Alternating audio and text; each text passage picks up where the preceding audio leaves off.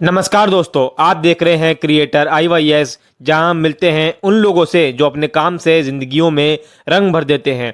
इस special episode में हमारी मुलाकात हुई डॉक्टर परम मित्तल जी से, जो फिरोजाबाद के मित्तल नर्सिंग होम में एक प्रसिद्ध ऑर्थोपेडिक सर्जन हैं। इस वीडियो में डॉक्टर मित्तल जी ने शेयर किए अपना इंस्पायरिंग सफ़र, एक डॉक्टर बनने का जुनून, सालों का एक्सपीरियंस और पेशेंट केयर के पीछे छुपी हुई सोच। और क्योंकि होली करीब है, बात है रंग की। रंग जो सिर्फ त्योहारों में नहीं बल्कि हमारी जिंदगी, सोच और सेवा में भी होना चाहिए। तो इसलिए इस होली क्रिएटर IYS के साथ रंगों में भरी एक इंस्पायरिंग कहानी देखते हैं। सभी दर्शकों को मेरा एक बार फिर नमस्कार। आज मैं फिरोजाबाद में हूँ। फिरोजाबाद एक ऐसा शहर जो चूड़ियों से जाना जाता है, जो कांच के नाम से जाना जाता है। और कांच का सर कम से कम सनातन धर्म में तो एक बहुत बड़ा योगदान होता है। हमारी जितनी भी महिलाएं हैं, माताएं हैं, बहनें हैं और बच्चियां हैं, उनका कांच का कहीं ना कहीं हर के जीवन में एक महत्वपूर्ण स्थान होता है। उसी क्रम में आज मेरे साथ हैं युवा ऑर्थोपेडिक सर्जन परम मित्तल साहब। सर, मुस्कुराता भारत के इस खास शो में आपका बहुत बहुत स्वागत है। धन्यवाद। एक जन्म से फिरोजाबाद से मित्तल नर्सिंग होम से एक कहानी शुरू हुई, एक एजुकेशन शुरू हुआ, एक जीवन शुरू हुआ। वो जीवन बढ़ता बढ़ता गया, बढ़ते बढ़ते वो दिल्ली पहुंचा। कुछ अपने एक्सपीरियंस उस लाइफ के बारे में बताइए जहां से आपने पढ़ाई की और जिन्होंने आपको डॉक्टर का तमगा दिया। देखिए, 2001 सन में मैं फिरोज़ाबाद से पढ़ाई के लिए बाहर चला गया था। तो मेरी यात्रा पहले बोर्डिंग स्कूल में शुरू हुई, जहाँ पे 5 साल मैंने बोर्डिंग स्कूल में पढ़ाई करी और अपनी पर्सनैलिटी डेवलपमेंट पे फोकस किया। उसके बाद फिर मैं दिल्ली आया। दिल्ली में DPS RK पुरम में पढ़ के फिर मेरी मेडिकल ट्रेनिंग भी दिल्ली में ही हुई। मौलाना आज़ाद मेडिकल कॉलेज से मैंने अपनी ऑर्थोपेडिक्स की ट्रेनिंग हासिल करी। उसके बाद मैं देश विदेश के नामी सेंटर्स में नी और हिप रिप्लेसमेंट की ट्रेनिंग के लिए गया।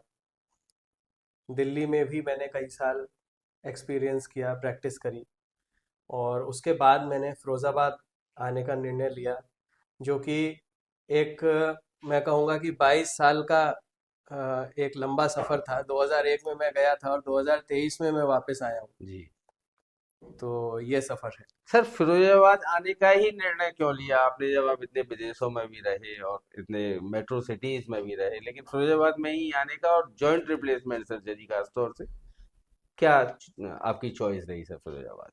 देखिए, जॉइंट रिप्लेसमेंट सर्जरी में मेरी रुचि मेरे रेजिडेंसी टाइम से आई, क्योंकि जो मेरे गुरु लोग थे वो जॉइंट रिप्लेसमेंट के एक्सपर्ट्स थे, मास्टर्स थे। और वहाँ पे हम OPD में देखते थे कि मरीज़ लंगड़ाता हुआ आ रहा है, बहुत दर्द में है और ऑपरेशन के बाद खुशी खुशी जा रहा है। तो कहीं ना कहीं मेरे मन में भी ये एक महत्वाकांक्षा थी कि मैं इस तरीके का सेवा लोगों की कर पाऊँ, जिसमें कि जो बहुत ज़्यादा घुटने से परेशान है या कूल्हे से परेशान है, उसको मैं इस तरीके का ट्रीटमेंट दे पाऊँ जिसमें कि वो खुशहाल अपनी ज़िंदगी जी पाए। और उसका प्रमाण ये है कि पिछले 2 साल में हमने कम से कम 100 नी और हिप रिप्लेसमेंट्स करे हैं और विभिन्न वर्गों और विभिन्न एज ग्रुप के लोगों को हमने दर्द से मुक्त करने में हम सफल रहे हैं। सर, फिरोजाबाद एक छोटा शहर कहा जाता है और बहुत सारी भ्रांतियां मरीजों के दिमाग में हमेशा रहती हैं। अभी सर रिसेंटली आपने 1 फरवरी को एक कैंप भी आयोजित यहाँ पे किया था।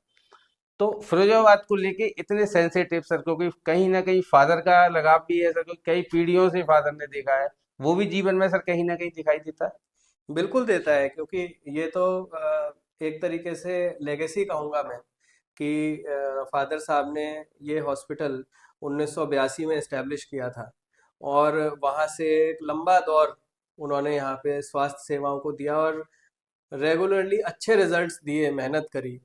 तो यहाँ पे बहुत से लोग हैं जो हम पे भरोसा करते हैं। हजारों परिवार जुड़े हुए हैं, गांव के गांव जुड़े हुए हैं। ऐसे परिवार हैं जो कि ये आके बताते हैं कि मेरे परदादा का आपने ऑपरेशन किया था और पीढ़ी दर पीढ़ी चला आ रहा है।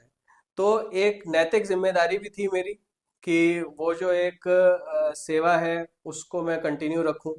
सर, और फिरोजाबाद में आपने कोई एक ऐसा दिन भी रख रखा है, कोई समय ऐसा है जो केवल नी रिप्लेसमेंट के लोगों की जो भ्रांतियां हैं, जो गलत फहमियां हैं, या घुटना या कूल्हा प्रत्यारोपण के लिए, उसका कोई खास समय? जी देखिए, हमारी जितनी भी ट्रेनिंग हुई है उसमें मरीज की एजुकेशन पे बहुत ज़्यादा ध्यान दिया जाता है। और इसीलिए हमने मंगलवार को शाम 5 बजे से 7 बजे तक एक नी क्लिनिक रखी है, जिसमें कि घुटने के मरीज अपनी सारे डाउट्स आके क्लियर कर सकते हैं, जो भी भ्रांतियां हैं उनको क्लियर कर सकते हैं। और फिर भी अगर कोई डाउट लगता है तो हमारे पास जो हमारे ऑपरेशन किए हुए पेशेंट्स हैं, हम उनसे उनकी वार्ता करा सकते हैं, मुलाकात करा सकते हैं, जिससे कि उनके डाउट्स क्लियर हो जाए। सर जब सीनियर सिटीजन्स के आप घुटना प्रत्यारोपण या कूला प्रत्यारोपण करते हैं तो कितना अपने आप को आपको अंदर से गर्व महसूस होता है कि मैंने एक सीनियर सिटीजन को दोबारा से चला दिया जो उम्मीद खो चुका था। देखिए, सीनियर सिटीजन्स का कोई भी ऑर्थोपेडिक रिलेटेड नी रिप्लेसमेंट करने में हमें बहुत ज़्यादा खुशी मिलती है। उसका कारण ये है कि सीनियर सिटीजन्स हमेशा इस बात से डरते हैं कि कोई हमारी केयर नहीं करेगा ऑपरेशन के बाद। जी। तो हम जब उनको इस सर्जिकल टेक्निक से पास करते हैं, जिसमें कि ऑपरेशन के अगले दिन ही वो चलने लगते हैं, बाथरूम जाने लगते हैं, तो उनको भी अच्छा लगता है कि हाँ, मेरा बाथरूम कराने के लिए किसी को नहीं आना पड़ रहा, या मेरे को सफाई करने के लिए किसी को नहीं आना पड़ रहा, मैं सक्षम हूँ खुद ही ये सब काम करने में। तो फास्ट टैग नी रिप्लेसमेंट उस तरीके से हेल्प करता है कि आप डे वन से इंडिपेंडेंट होना शुरू हो जाते हो। आपको अपने बच्चे की या अपनी फैमिली की जरूरत नहीं है कि कोई पॉट लगाए या कोई ये सब गंदे काम करे। अगर सर एक क्वेश्चन मैं आपसे करूं कि मैं डॉक्टर परम मित्तल पेन फ्री फिरोजाबाद करूंगा, कितनी जिम्मेदारी से जवाब देंगे? देखिए, पेन फ्री फिरोजाबाद करने का तो हमारा जो प्रण है वो अटल है। और हम जो भी इसमें जिस भी तरीके से हम इसमें कंट्रीब्यूट कर सकते हैं, हेल्प कर सकते हैं, उसमें हम करेंगे। क्योंकि देश में तो बहुत अच्छा काम हो ही रहा है, मगर शहर में हम दिल्ली के लेवल का काम और दिल्ली के लेवल की सेवाएं लाना चाहते हैं। और वहाँ शहर के लोगों को इस प्रकार की बेनिफिट मिलनी चाहिए कि उनके दर्द से उन्हें मुक्ति मिले। एक सर अंत में क्वेश्चन और है, क्या नी रिप्लेसमेंट से जस्ट पहले जहां से ये बीमारी शुरू होती है उस समय अगर लोग चेकअप के लिए दिखाना शुरू कर दें तो सर्जरी से बचा जा सकता है? बिल्कुल बचा जा सकता है। कई सारे रेड फ्लैग साइंस होते हैं और स्क्रीनिंग टिप्स होती हैं जो कि हम पेशेंट्स को रेगुलरली देते रहते हैं।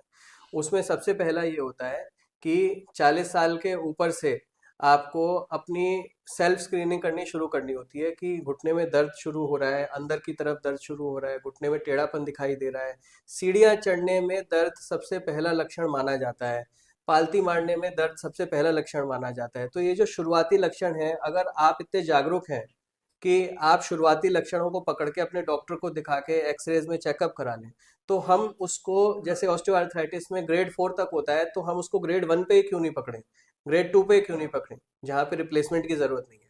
तो ये बहुत ही साधारण सिंपल स्क्रीनिंग टेस्ट होते हैं जो हम हर पेशेंट को अपनी ओपीडी में बताते भी हैं, जिससे कि वो आगे चल के नी रिप्लेसमेंट से बच पाए। महिलाओं के लिए सर खास तौर से कोई टिप्स? कई बार महिलाएं दर्द सहती रहती हैं लेकिन डॉक्टर्स को नहीं दिखाती सर, इसका आपकी तरफ से कोई सुझाव उनको? देखिए, महिलाओं के लिए तो मैं ये कहना चाहूँगा कि वो घर की मास्टर होती हैं, क्योंकि पूरी गृहस्थी उनकी वजह से चलती है। दुर्भाग्यवश ये है कि वो अपनी ही हेल्थ को इग्नोर करती रहती हैं। मगर अगर महिलाएं अपनी हेल्थ को इग्नोर करेंगी तो उसकी वजह से घर पे बहुत प्रभाव पड़ेगा। इसलिए महिलाओं को खासकर अपने घुटने के दर्द के लिए ज़रूर जल्दी से जल्दी अच्छी मेडिकल सेवाओं का वो करना चाहिए, अच्छी मेडिकल सेवाएं लेनी चाहिए। सर जो 1 फरवरी को कैंप हुआ था और आप मैंने इस तरह का कैंप पहली बार देखा है जिसमें मुस्कुराता भारत लिख रहा है सर, और पेशेंट इतना मुस्कुरा रहा है, नीचे लिख रहा है मुस्कान बता रही है कि हाँ हम सही जगह आए हैं। कितनी जिम्मेदारी डॉक्टर परम मित्तल घुटना प्रत्यारोपण और पूरा प्रत्यारोपण सर्जन के रूप में इस हंसी की लेते हैं। देखिए, आपके माध्यम से मैं आज सब लोगों को ये कहना चाहूँगा कि मेरी 25 वर्ष की ट्रेनिंग और पिताजी का 45 साल का जो सेवा है, उसका मूल रूप केवल ये मुस्कान है। और ये सब चीज़ों को जब हम मिलाएंगे तो केवल हमें ये चाहिए कि हमारे यहाँ जो भी मरीज आ रहा है वो ऐसे ही हंसता रहे, खिलखिलाता रहे, मुस्कुराता रहे। होली की शुभकामनाएं सर आप अपने पेशेंट को किस तरह से देना चाहेंगे रंग के रूप में? देखिए, मेरे सभी भाइयों बहनों और दोस्तों को और खासकर मेरे मरीजों को अ, होली के पावन पर्व की बहुत बहुत शुभकामनाएं।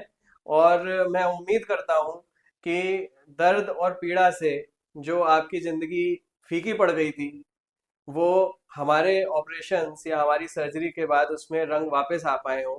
और आपको होली की बहुत बहुत शुभकामनाएं। थैंक आपकी जिंदगी रंगीन रहे। धन्यवाद।